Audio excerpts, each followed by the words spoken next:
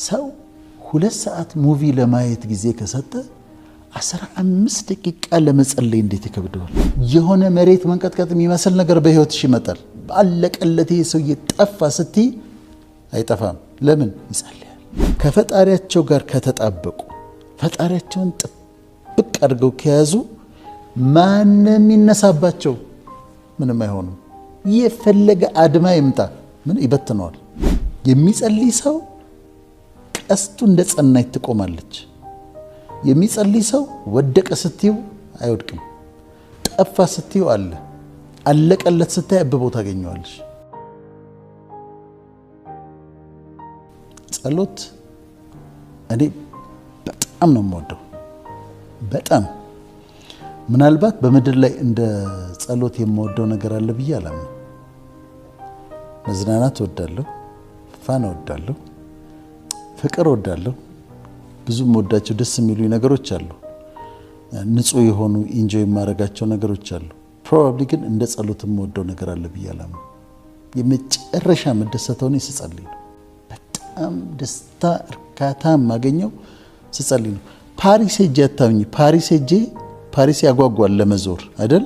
እኔ ሆቴል ዘግቼ ጸልዬ ሲበቃኝ ነው የምወጣው። እና በጣም ነው የምወደው። ጸሎት በጣም ፓወርፉል ነው። እስልምናም ጸሎት አለ፣ ካቶሊክም አለ፣ ኦርቶዶክስም አለ፣ ፕሮቴስታንትም አለ፣ ሌሎችም ጋር አለ። ጸሎት በጣም ኃይል አለው። የምትጸልይ ከሆነ በጣም ፕሮቴክተር ነው የምትሆኚው። በጣም የምትጸልይ ከሆነ አትሸነፊም። ማዕበል ይመጣል ታልፊዋለሽ። ችግር ይመጣል ታልፊዋለሽ። ሰዎች ይነሱብሻል ታልፊያቸዋለሽ። ባንቺ ላይ የሚነሳ ይወድቃል። የሆነ መሬት መንቀጥቀጥ የሚመስል ነገር በህይወትሽ ይመጣል። ባለቀለት ሰው ይጠፋ ስትይ አይጠፋም። ለምን ይጸልያል? የሚጸልይ ሰው ቀስቱ እንደ ጸናች ትቆማለች። የሚጸልይ ሰው ወደቀ ስትዩ አይወድቅም። ጠፋ ስትዩ አለ፣ አለቀለት ስታይ አብቦ ታገኘዋለሽ። ይሄ ጸሎት የሚሰጥሽ ጋራንቲ ነው። ስለዚህ አንደኛ አንቺ ለምሳሌ እዚህ ጋር እነሱ እዛ ጋር ቁጭ ብለው አንቺ እንዴት እንደሚያጠፉሽ ያስባሉ አይደል? ስብሰባ ተቀምጠዋል። አንቺ ደግሞ እዚህ እየጸለይሽ ነው። እሱ ከላይ ሆኖ ሁለቱንም ያያል። አንቺ ላይ የሚደረገውን ስብሰባ ያያል፣ አንቺ የምትጸልዩን ጸሎት ያያል። ስለዚህም ያደርገውን ያውቃል። ከሱ ጋር ጥብቅ ያለ እንደ ሃይማኖታቸው እንደየሃይማኖታቸው። እኔ ሰው የሃይማኖት ግሩፕ አልነካም እና ስናገርም ለሁሉም ነው የምናገረው። ከፈጣሪያቸው ጋር ከተጣበቁ ፈጣሪያቸውን ጥብቅ አድርገው ከያዙ ማንም ይነሳባቸው ምንም አይሆኑም። የፈለገ አድማ ይምጣ ምን ይበትነዋል። ባንቺ ላይ የሚሰራ መሳሪያ አይከናወንም ይላል። ኖ ዌፐን ፋሽንድ አጌንስት ዩ ሻል ፕሮስፐር ነው የሚለው እና ይሰበሰባሉ ይላል፣ እንግዲህ ይበተናሉ። እዛ ቅዱስ መጽሐፍ ላይ ነው የሚለው። ባንቺ ላይ የሚሰራ መሳሪያ አይከናወንም፣ ይሰበሰባሉ፣ እንግዲህ ይበተናሉ ይላል። ግን ዴይሊ የጸሎት ዲሲፕሊን ይኖርሽ። በቃ ኢንሹራንስ ነው፣ ደንበኛ ኢንሹራንስ ነው። እኔ ደግሞ ብዙ ጊዜ ብቸኛ ስለሆንኩኝ ይሄ የምታመንባቸው ሰዎች የሉኝም። ባለ ሀብቶች ሁሉም አሁን አገልግሎት አካባቢ ያሉ ሰዎች አሉ። 1 3 4 ባለ ሀብቶች እንትን አሏቸው። ከሌ ያለ እንዴት ነው ምናምን የሚባባሉት አለ ወይ? ባለስልጣን ደግሞ አሹራንስ አላቸው። ይሄ ባለስልጣን ከሌ የሚተማመኑባቸው ሰዎች አሏቸው።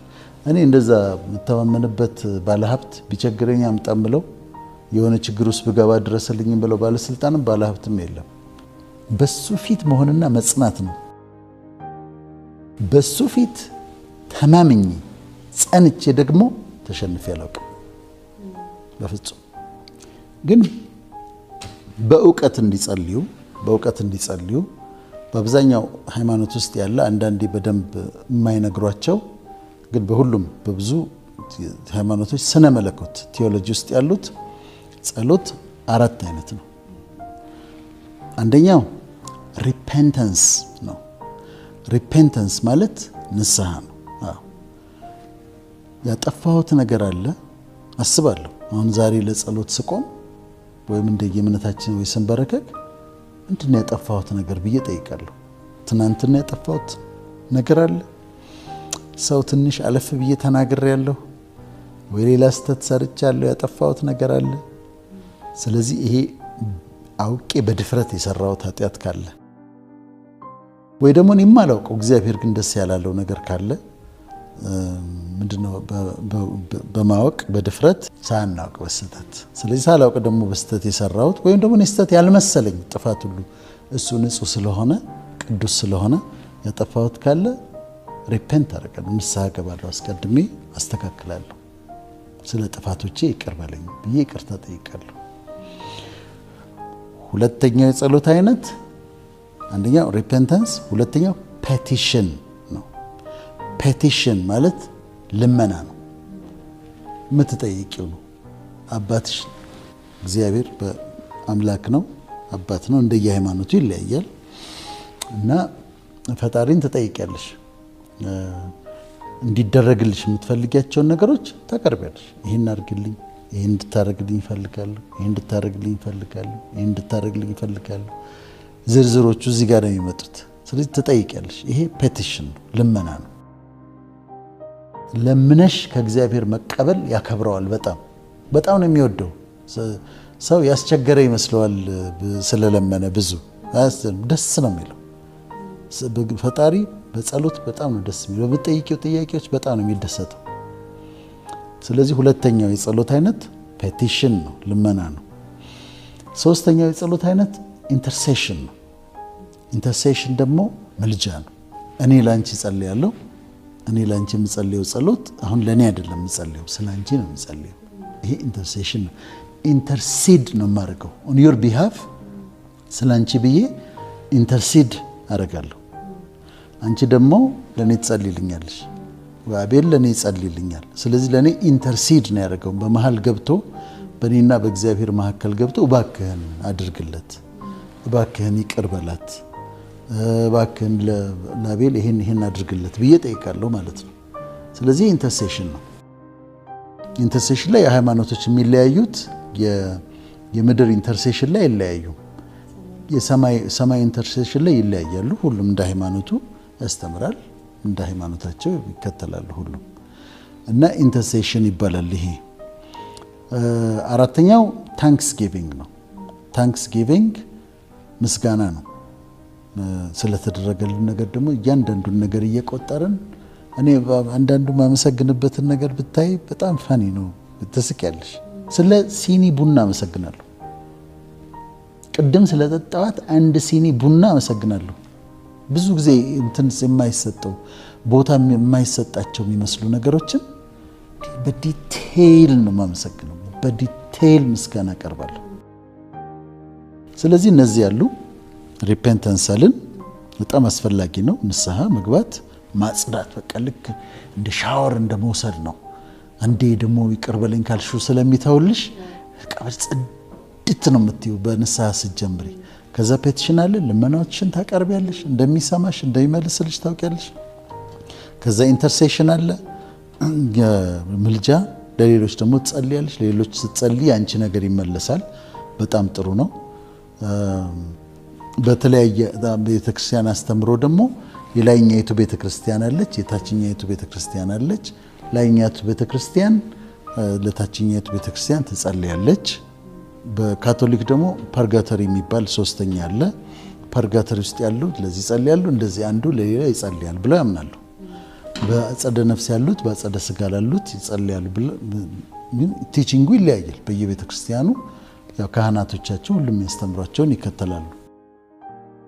ግን ኢንተርሴሽን ግን አለ፣ ሁሉም የሚስማሙበት። ግን እኔ ለአንቺ መጸለይሽን አንቺ ለኔ መጸለይሽን የሚቃወም የለም።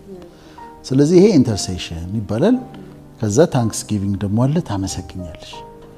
ከዛ ከምስጋና ጋር ልትቀላቂው ትችላለሽ። ወርሺፕ ደግሞ አለ፣ አምልኮ ነው። በቃ ወርሺፕ ማድረግ እግዚአብሔር ነው። ስግደት፣ እኔ አሁን ስግደት በጣም ወደለሁ። የተለያየ አይነት ቸርች ውስጥ ያለሽ አሁን ሰለብሬት ማድረግ አለ፣ መዝለሉ አለ፣ ጩኸቱ አለ። አንዳንድ ቦታ ደግሞ ኳይት ነው፣ መስገድ ነው፣ በሪቨረንስ በእግዚአብሔር ፊት ወድቀሽ ማምለክ ነው። እኔ የኛውን እመርጣለሁ፣ መስገዱን እመርጣለሁ። እና በጣም የመጨረሻ አክብሮትሽን የምትገልጭበት መንገድ ስግደት ነው። በእግዚአብሔር የምትሰግጂው ያኛውም የደስታ እንትን ነው፣ ግን ስግደት ደግሞ የመጨረሻው ወርሺፕ አይነት እሱ ነው። በመስጠትም በምንም መስጠት እሱም የአምልኮ ክፍል ነው እና እዛ ውስጥ ታንክስጊቪንግ ውስጥ ልትከቺው ትችያለሽ። እነዚህ በእግረ መንገዱን ተጠቅመን ጸሎት ግን መጸለይ በጣም ጥሩ ነው። ቴክ ታይም ቱ ፕሬይ።